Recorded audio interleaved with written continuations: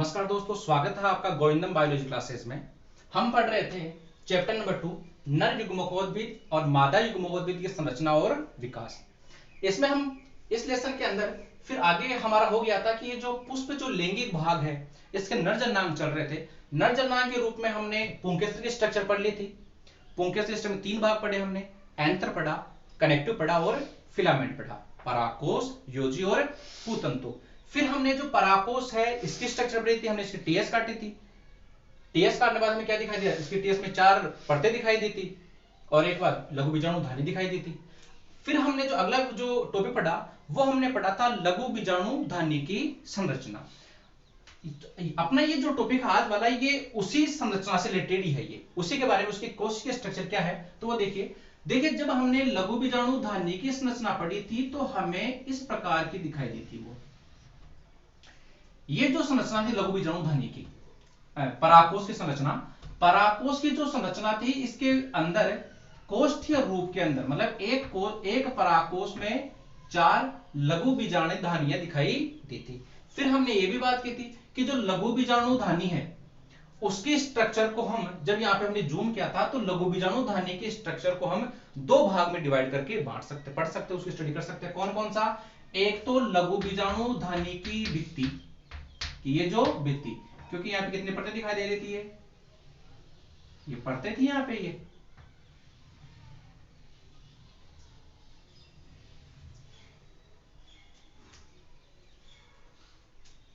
ये परत में थी, ये लघु बीजाणु धानी हो गई, इसके चारों तरफ ये टेपिटम हो गया,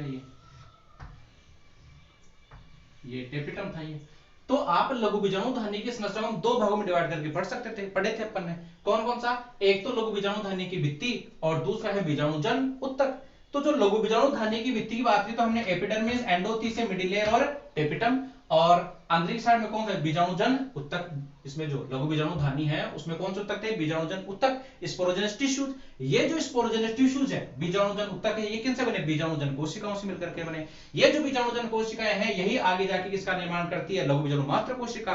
और लघु बीजाणु मात्र कोशिका है वही आगे जाकर के अर्धसूत्री विभाजन द्वारा लघु बीजाणुओं का निर्माण करती है। और लघु बीजाणु क्या हमारे नर युग्मक है। तो हमें आज जो वीडियो है उसमें हमें ये देखना है कि ये जो भित्ति है, ये भित्ति और ये जो बीजाणुजन उत्तक है इसका निर्माण कौन सी कोशिकाओं द्वारा होता है। बोले साहब भित्ति का निर्माण कौन करता है और ये जो इसके अंदर आगे जाकर के जो लघु बीजाणु मात्र कोशिका बनेगी या पराकण बनेगी, इनका निर्माण कौन करेगा। तो हमें ये पढ़ना है इसकी कोशिकाओं के बारे में आज। तो देखिए होता क्या है कि पराकोष जो है, ये जो पूरा पराकोष है, हाइपोडर्मल जो सेल्स है वो क्या करती है कई बार कि पोषक पदार्थों को ग्रहण करके आकार में बड़ी हो जाती है और उनका जो जीव द्रव्य है वो सघन हो जाता है, ज्यादा जीव द्रव्य हो जाता है, तो आकार में क्या हो जाती है? वो बड़ी हो जाती है। तो जब हाइपोडर्मल जो कोशिकाएं हैं वही जब आकार में बड़ी हो जाती है और उनका जीव द्रव्य को ज्यादा हो जाता है उनमें, तो इन्हीं कोशिकाओं को फिर हम बोलते हैं प्रपुसु कोशिकाएं या फिर आर्कीस्पोरियल सेल्स। मतलब जो हाइपोडर्मल सेल्स है वो किसमें कन्वर्ट हो गई? आर्कीस्पोरियल सेल्स में। एक बात और कि साहब ये जो हाइपोडर्मल जो सेल्स होती है वो किस अवस्था में होती है? द्विगुणित अवस्था में होती है। यहाँ पे अर्धसूत्री विभाजन तो हुआ नहीं कि साहब इनमें आधा हो जाएगा गुणसूत्र क्या, तो ये द्विगुणित होती है, यही आगे जाके कन्वर्ट हो रही है, तो ये भी कैसी होगी? द्विगुणित। तो हाइपोडर्मल जो द्विगुणित कोशिकाएं हैं वही सघन जीव द्रव्य युक्त हो जाती है और आकार में बड़ी हो जाती है, तब हम इनको बोलने लग जाते हैं आर्कीस्पोरियल सेल्स। अब ये जो आर्कीस्पोरियल सेल्स है जो द्विगुणित अवस्था में होते हैं, इनमें होता है एंटीक्नाइलल डिवीजन, परिणत विभाजन इनमें होता है। तो ये जो आर्कीस्पोरियल सेल्स है इनमें परिणत विभाजन के द्वारा 2 प्रकार की कोशिकाओं का निर्माण होता है। कौन कौन सी कोशिकाएं? पहली है प्राइमरी पैराइटल सेल्स। ए प्राइमरी कोशिका तो कौन सी है?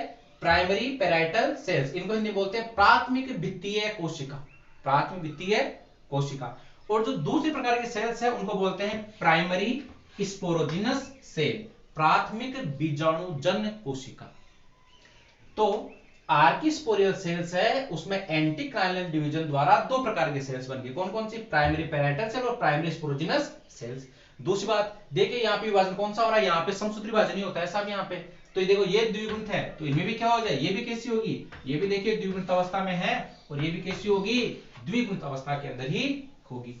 अब ये जो प्राइमरी पैराइटल सेल है देखिए यहाँ पे हाइपोडर्मल सेल्स है, आर्कीस्पोरियल सेल में कन्वर्ट हो गई। आर की स्पोरेल सेल से उसने विभाजन किया और दो प्रकार की कोशिकाएं बनाई गई, पैराइटल सेल और स्पोरोजिनस प्राइमरी स्पोरोजिनस सेल। अब ये जो प्राइमरी पैराइटल सेल है यही आगे जाकर के ये जो भित्ति है, लघु बीजाणुधानी बोल दो और चाहे इसको पराकोष की भित्ति बोल दो, इस भित्ति का निर्माण कौन कर रही है? ये प्राइमरी पैराइटल सेल ही पराकोष या फिर लघु बीजाणुधानी की भित्ति का निर्माण करती है। तो यहाँ पे एक बात क्लियर हो गई कि जो आप लघु बीजाणुधानी के स्ट्रक्चर पढ़ते हो तो लघु बीजाणुधानी की संरचना में उसकी जो परत दिखाई देती है भित्ति, इसका निर्माण कौन करती है? Primary parietal cell. क्वेश्चन आया हुआ क्वेश्चन फर्स्ट ईयर के अंदर ये। दूसरी की बात कर लेते हैं, दूसरी, अब इसका काम हो गया यहाँ पे। चलिए दूसरी, अब जो दूसरी कोशिका है, पहली होगी प्राइमरी पैराइटल कोशिका और दूसरी होगी प्राइमरी स्पोरोजिनस सेल, प्राथमिक बीजाणुजन कोशिका। इनमें क्या होता है कि प्राथमिक बीजाणुजन कोशिकाएं हैं, ये माइटोटिक रीजन समसूत्री विभाजन करती है और खूब सारी कोशिकाओं का निर्माण कर लेती है। इन कोशिकाओं को बोलते हैं स्पोरोजिनस सेल्स या फिर बीजाणुजन कोशिका। मतलब है प्राथमिक बीजाणुजन कोशिकाएं समसूत्री विभाजन द्वारा स्पोरोजिनस बीजाणुजन कोशिका का निर्माण कर लेती है। विभाजन कौन सा हो रहा है यहाँ पे? समसूत्री। इसका मतलब ये द्विगुणित अवस्था में है तो ये भी द्विगुणित अवस्था में होगी। तो इस प्रकार से प्राथमिक बीजाणुजन कोशिका से किसका निर्माण हो गया? बीजाणुजन कोशिका का निर्माण हो गया। अब ये जो बीजाणुजन जो कोशिकाएं हैं, स्पोरोजिनस जो सेल्स हैं, ये होती है कन्वर्ट, परिवर्तित, कोई विभाजन नहीं करती है, केवल ये क्या होती है? परिवर्तित हो जाती है, कन्वर्ट हो जाती है ये।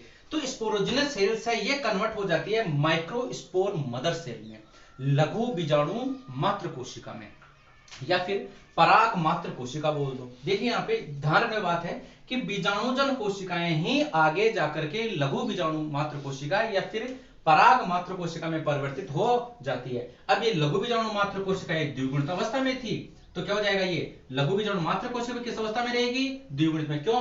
क्योंकि विभाजन तो हो ही नहीं रहा है, ये क्या हो रहा है? केवल कन्वर्ट हो रहा है यहाँ पे। तो अर्धसूत्री विभाजन होता तो होती गुण संख्या आदि हो जाती गुणसूत्रों की, लेकिन यहाँ विभाजन अर्धसूत्री होता नहीं है, केवल क्या हो रही है? कन्वर्ट। तो स्पोरोजिनस जो सेल्स है वही किसमें होगी? स्पोरो माइक्रोस्पोर मदर सेल या फिर पोलन मदर सेल में क्या हो जाती है? कन्वर्ट हो जाती है।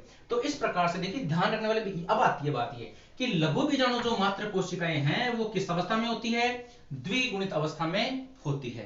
कौन करता है इनका निर्माण? इनका निर्माण करता है स्पोरोजिनस सेल से, वही कन्वर्ट हो जाती है। आगे देखिए अब ये जो लघु बीजाणु जो मात्र कोशिका है, लघु बीजाणु मात्र कोशिका, इन कोशिकाओं में होता है अर्धसूत्री विभाजन। क्या होता है? अर्धसूत्री विभाजन। और एक लघु बीजाणु मात्र कोशिका से 4 लघु बीजाणुओं का निर्माण होता है। किसका कितना निर्माण होता है? 4 लघु बीजाणुओं का निर्माण होता है। फिर से बता देता हूं एक बार, लघु बीजाणु मात्र कोशिका है वो द्विगुणित अवस्था में होती है। तो एक द्विगुणित लघु बीजाणु मात्र कोशिका से अर्धसूत्री विभाजन के द्वारा, कौन सा विभाजन? अर्धसूत्री विभाजन के द्वारा 4 लघु बीजाणुओं का निर्माण होता है, 4 माइक्रोस्पोर का निर्माण होता है। विभाजन कौन सा हो रहा है? अर्धसूत्री।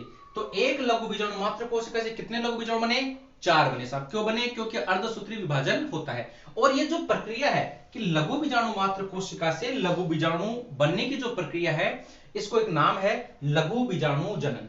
क्या नाम है इसका?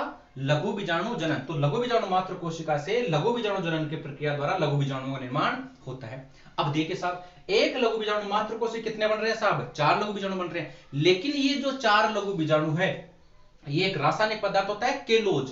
ये चारों लघु बीजाणु केलोज परत के जमाव के कारण से ये टेट्राड के रूप में, मतलब 4 लघु बीजाणुओं का गुच्छा होता है। 4 लघु बीजाणु, 4 लघु बीजाणु, 4 लघु बीजाणु, तो ये टेट्राड के रूप में होते हैं ये। अब ये जो टेट्राड के रूप में होते हैं तो कुछ टाइम बाद में क्या होता है इसमें कि ये जो लघु बीजाणु है इन पे जो केलोज परत है, ये केलोज परत टूट जाती है और चारों लघु बीजाणु अलग अलग हो जाते हैं। ये कैसे? टेट्राड के रूप में। देखिए जैसे 1 2 3 और 4 अलग अलग होते हैं, वैसे ये इनकी स्ट्रक्चर अलग अलग होती है। जैसे टेट्राड 1 2 3 और 4, ये जो टेट्राड है ये 4 लघु बीजाणु है, केलोज परत के कारण से क्या होते हैं? ये टेट्राड के रूप में होते हैं ये। तो जब इनकी केलोज परत टूट जाती है तो ये चारों क्या हो जाते हैं? अलग अलग हो जाते हैं। और ये जब चारों लघु बीजाणु हैं टेट्राड से अलग हो जाते हैं तब हम इनको बोलते हैं परागकण। अब देखिए ये जो चीज दे रखी है सब टेट्राड में होते हैं लघु बीजाणु को, फिर बाद में हम बोलते हैं परागकण। ये चीज दे रखी है आरबीसी की बुक में, एनसीईआरटी में कहीं भी नहीं पढ़ा मैंने, लेकिन जो आरबीसी इसमें स्पेशली दे रखा है कि सब जो लघु बीजाणु है केलोज परत से मुक्त होने के बाद में क्या कहलाते हैं? परागकण कहलाते हैं। तो इस प्रकार से अभी तक हमने जो लघु बीजाणु धानी की जो संरचना थी, इसमें हम ये पढ़ चुके हैं कि एक तो ये जो परागधनी भित्ति, इसका निर्माण तो कौन करती है, प्राइमरी पैराइटल सेल करती है, और इसके अंदर जो लघु बीजाणु धानी के अंदर जो लघु बीजाणु या परागकणों का निर्माण होता है वो कौन कर रही है, वो कर रही है प्राइमरी स्पोरोजिनस सेल, ये करती है। ये इस प्रकार से ये लघु बीजाणु जो धानी, इसकी स्ट्रक्चर कंप्लीट हो जाती है, इसका जो कोशिकीय संगठन है वो भी कंप्लीट हो जाता है।